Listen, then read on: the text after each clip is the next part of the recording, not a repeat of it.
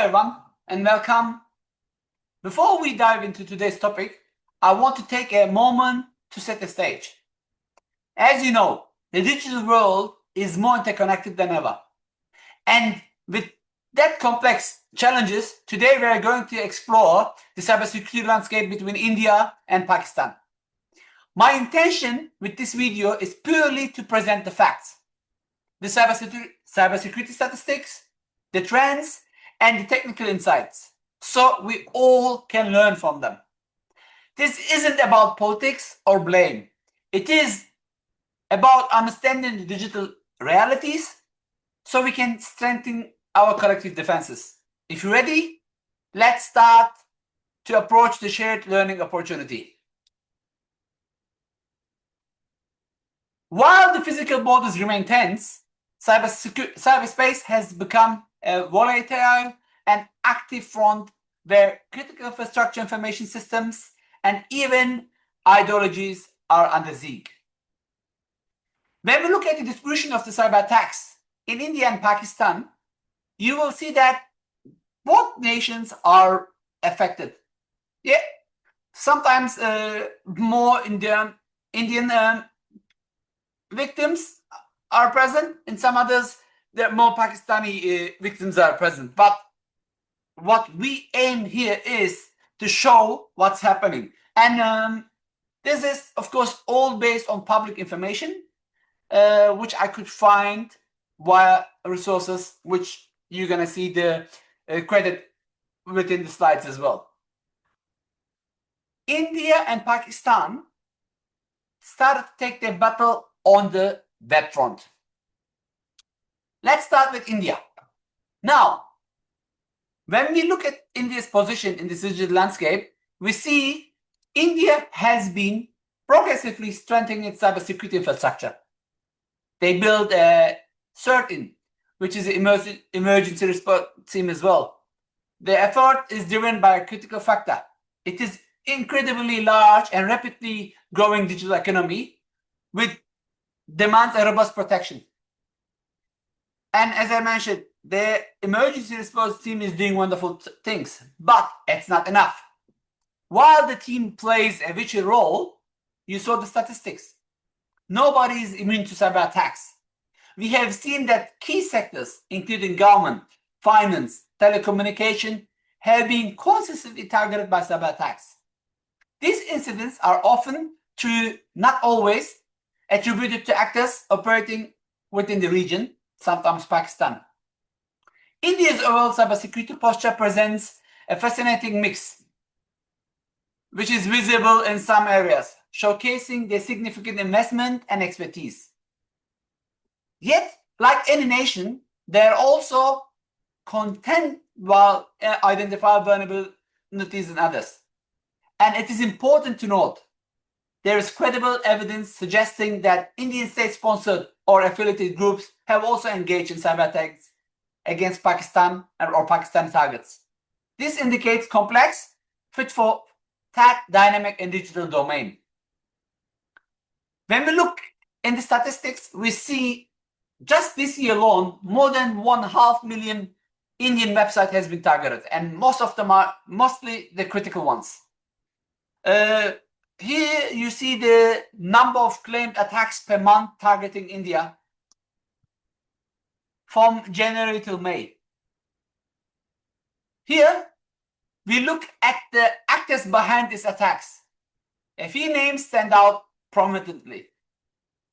Leading the charge is RIPSEC, a group claiming responsibility for outstanding over 30% of all DDoS attacks happen in India. As they are far the most active ones, they are not the only one in this space. Following them, we see ANOSEC, which is responsible around 70% of the claims. Then Keemus Plus, Slight Gang, and Mr. Hamza. Each of these groups on their own claimed more than 10 attacks just in 2025.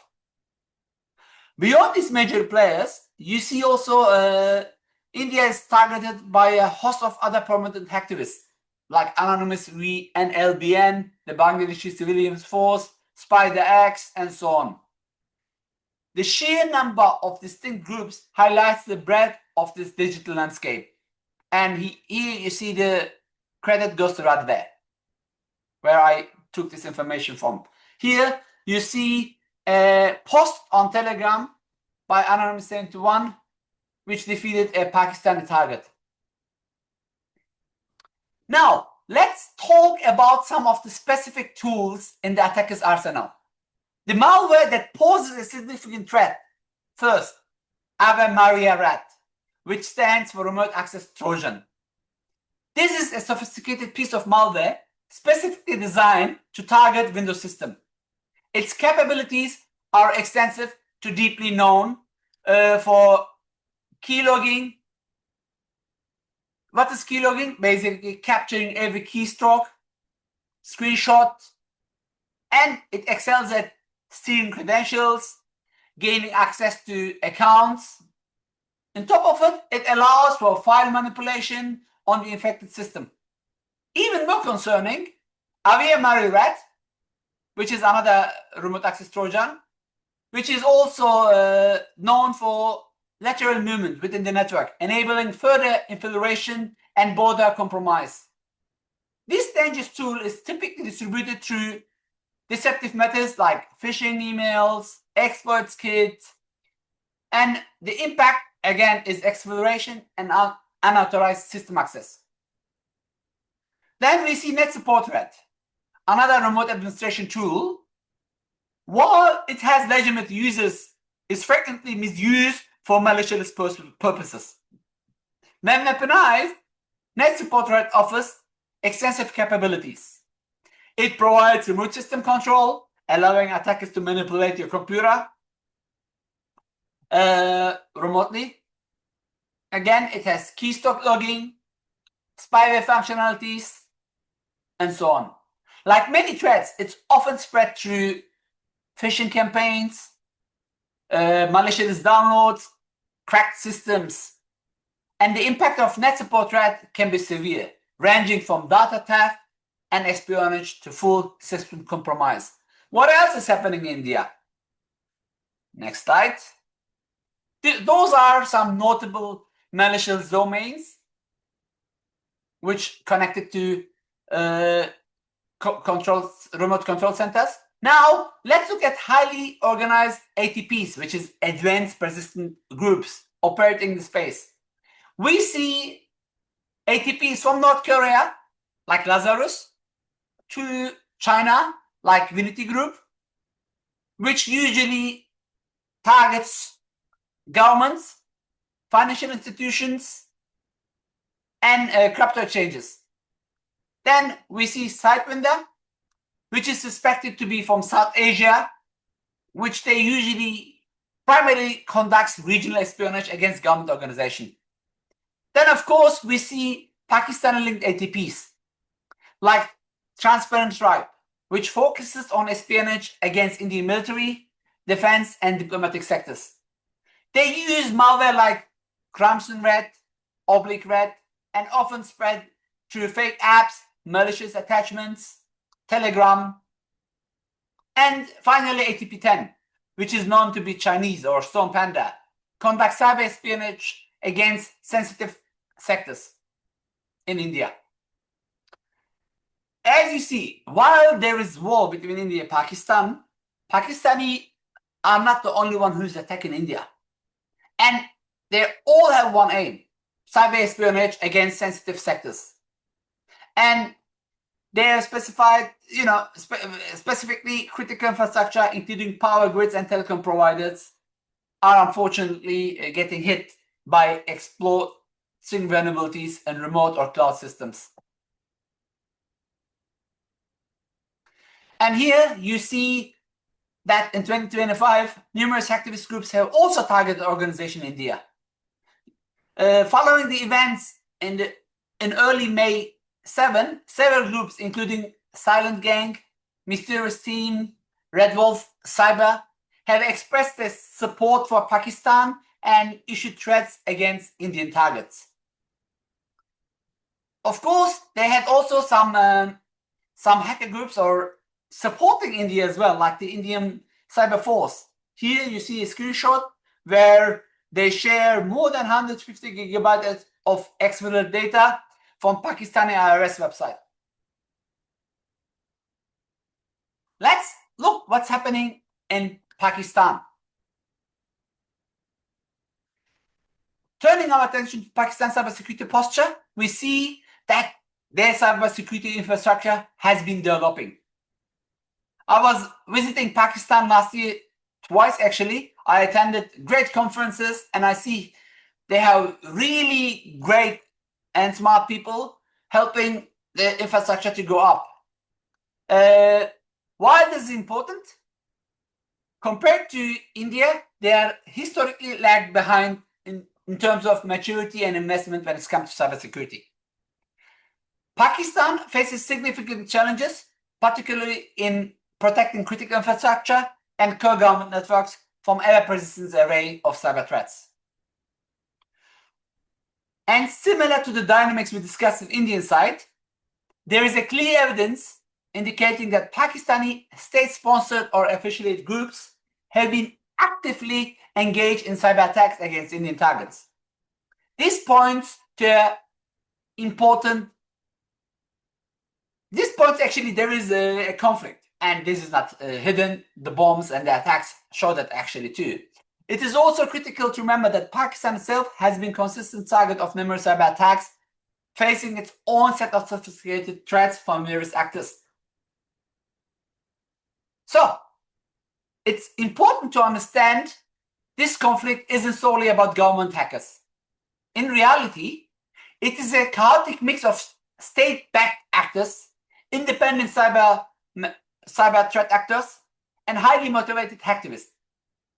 This diverse set of players makes the landscape incredibly complex. What is clear is that cyber attacks tends to escalate significantly during and immediately following periods of the attacks that we saw, and especially after conflict of military action between India and Pakistan. These patterns emerge for distinct reasons. First, of course, state-sponsored actors. They see this as an opportunity and perfect time to leverage cyber warfare. The objectives are strategic: to disturb enemy infrastructure and gather critical intelligence, or to spread propaganda that influences public opinion. Second, this is perhaps more visible. Hacktivist groups become far more active, and I shared some statistics with you. They seize these moments to launch attacks that vocally support their respective nationalistic agendas, often aiming for maximum public visibility and disruption. So both sides attack. And when we look at Pakistan side, we witnessed more than 115% rise in banking and financial malware attacks compared to the same period last year. Again, based on Threatmon, we saw cyberspace attacks also surge by 63%, which is a major concern. What else is happening in Pakistan? A sophisticated malware campaign named Dance of the Hillary has been spreading through platforms like WhatsApp, Facebook, Telegram, and email. This malware can infiltrate smartphones, video and document files, accessing sensitive data, remotely controlling devices. Sidewinder attacks in Pakistan. This is also believed to be in Indian origin, leverages a multi-pass attack strategy with social engineering and remote template injection vulnerabilities to compromise systems. You see here data breach of Pakistani citizens data registry introduction. More screenshots coming soon. When we look at some key malware at Pakistan, we see Go Loader, which is a sophisticated malware loader delivered by rats and stealers, often via obfuscated phishing emails. Then we see the PDF Capture Lure 21, which is another malware campaign spreading payloads through web threads linked to phishing sites and C2 activity, of course targeting Windows and Linux. There's solar marker phishing PDF, which is another one you can see there. And we see some threat actors like 7proxies. 7proxies has carried out targeted attacks across various sectors in Pakistan, including land management, regulatory bodies, anti-corruption, solar plant, and automotive dealerships. Then there is Team White Lotus, which has conducted strategic and symbolic attacks on Pakistani high-value digital infrastructures, targeting military and some military like Air Force, oil and gas development organizations, and so on. Again, like India, we noticed notable malicious domains. So there is one thing for sure. Both countries, they have very smart leaders. They invest a lot. But one thing is also for sure, there is a long-standing geopolitical rivalry between India and Pakistan.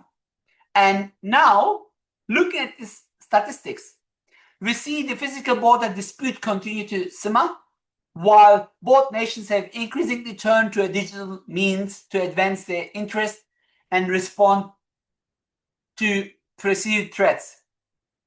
As I mentioned, this presentation aims to explore the current landscape of a cyber digital conflict between these nuclear neighbors, examining the key actors, tactics, and implications for regional stability. What makes the digital conflict so complex? It is the sheer number of diversity of the threat actors. According to Threatmon Intelligence, we are seeing more than 45 hacker groups engaged in operations. Breaking that down, 35 of them are pro-Pakistani and around 10 of them are pro-Indian. Saying that, again, I'm pretty sure there are more threat actors around, but this is what we could gather from dark web. These aren't just isolated individuals. These groups range from loosely organized activists focused on propaganda, all the way up to highly sophisticated teams with potential state-sponsored support, capable of conducting deep data breaches. And I shared many screenshots across. This instance actives isn't random. It's directly tied to long-standing geopolitical disputes, particularly border tensions and political conflicts, which provide the volatile backdrop for these cyber hostilities.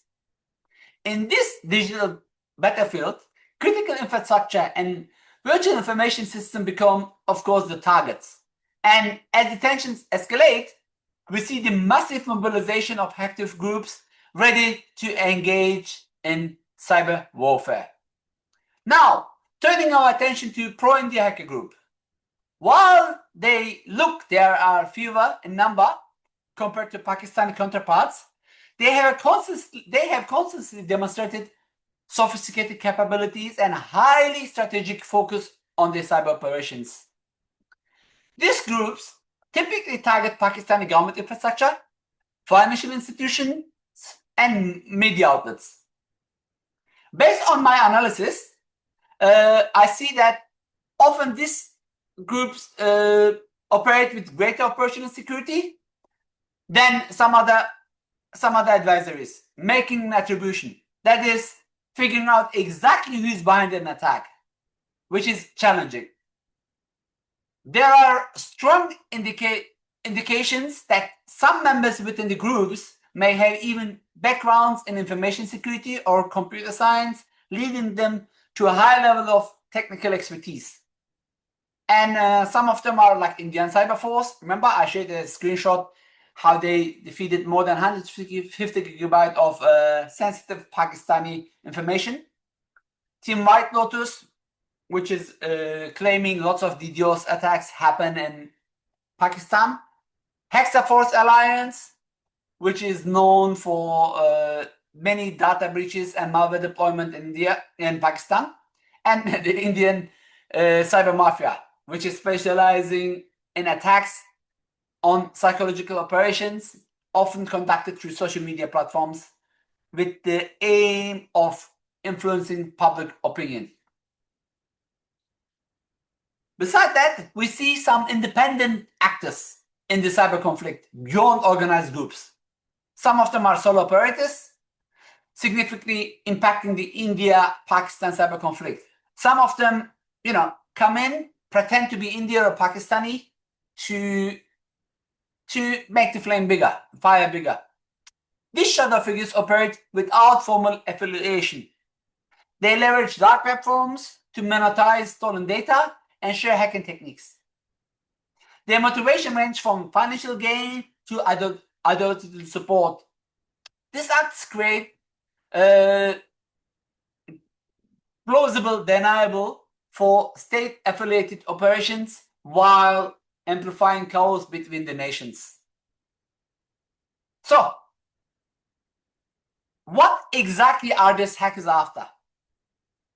The data they target is diverse and incredibly valuable of the black market. First, we have government documents. This includes highly sensitive material, things like classified data, diplomatic communications. These are crown jewels appearing on specialized forms in dark web. Of course, the hackers asking for premium prices, especially intelligence assessment and military data. Next, we see employee records.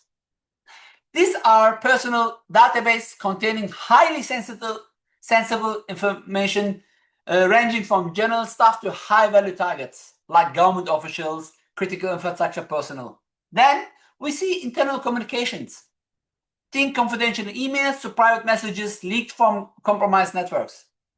This isn't just about reading secrets. These communications are often weaponized, used to fuel disinformation campaigns to sow discord, And finally, we see many database dumps in dark web. These are essentials to complete system extractions sold to the highest bidders. They often contain the keys to kingdom, like authentication credentials, proprietary algorithms, and other critical data. Here you see some screenshots from Federal Bank of Pakistan. Now, I looked at Socrata as well.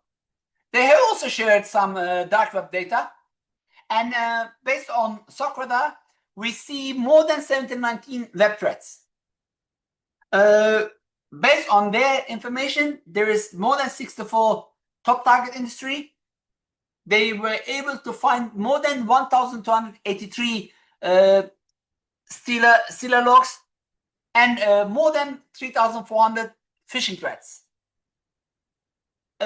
Even though the numbers differ between Threatmon and Socrata, one thing is clear. There is many ATP groups playing within the game. Pakistan is not different. They, Socrata found more than 101 web threats, 2 ransomware threats. Based on them, they had 64 top target industry, more than 1,300 stealer logs, more than 500 phishing threats, and they could detect 21 ATP groups. So, when we look at these groups, we mentioned some malwares, we mentioned some tactics, but let's talk a little bit more about it. The tactics in the conflict hackers on both sides employ a diverse arsenal of cyber tactics to achieve their objectives. These methods range from randomly simple but effective disruption techniques to sophisticated data acceleration operations. As I shared earlier, you saw some rats, you saw some specialized malware, but one thing here is important for us to learn. The time of these weapons to be used, the time of these weapons to be used. All this makes politically sensitive dates or events maximize, Many attacks are timed to concede within the politically sensitive dates or events to maximize psychological impact. Why it's important? Because when military is in action and cyber warfare is in action, the impact is getting even higher. The psychological operations conducted through social media is sometimes sharing some secret information which is hidden from traditional media. Social media basically is representing the most frequent tactic, highlighting the importance of the information warfare in this conflict. These operations aim to shape the public opinion, of course, and create a division within the targeted country. So, in summary, cyber attacks are year by year over. It gets higher and higher and higher. And regardless, any organization could be a victim. These operations escalate tensions and risk spark in real-world consequences. What are the lessons for us? You might say, I don't care about India, but hey, if you're using an iPhone, you know that Apple is spending lots of money there to build their operations from China to India. Or if you really don't care about what's happening in India, in Pakistan, many Pakistani individuals are working in many organizations. So many outsourced technical support sits either in India or Pakistan. So we are sort of part of this game as well. I'm pretty sure you know what happened recently to Coinbase. Coinbase was hacked through bribe employees, or Marks and Spencer. They were hacked through a consultancy firm which resides in one of these countries. So, what do we take away from all this? What are the key lessons for the broader cybersecurity community? And that was the whole aim of this presentation, right? Mitigating this persistent and evolving threats fundamentally requires three pronged strategy. One, or first, there must be a cross-border intelligence sharing. Cyber threats don't respect national boundaries, and neither should our defense. Second, we need to continuously look at dark web. We need to monitor dark web. This is where many of these operations are planned, advertised, and executed. And if you don't have visibility, unfortunately, you're going to be a victim or fall behind the game. As a third, robust critical infrastructure protection is not negotiable. These are the lifeblood of our nations, and they are, unfortunately, prime targets of hackers.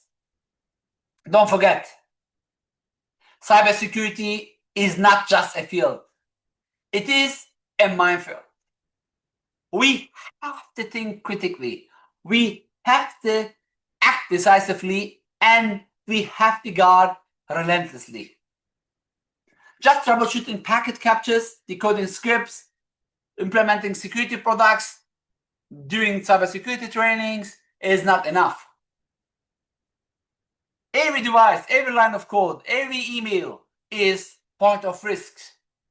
And we need to learn that cybersecurity isn't just an IT problem. It is a survival issue. And the tension between India and Pakistan, the attack on military and government targets, shows that it is a survival issue. We have to strengthen our cybersecurity capabilities, regardless of who attacks us.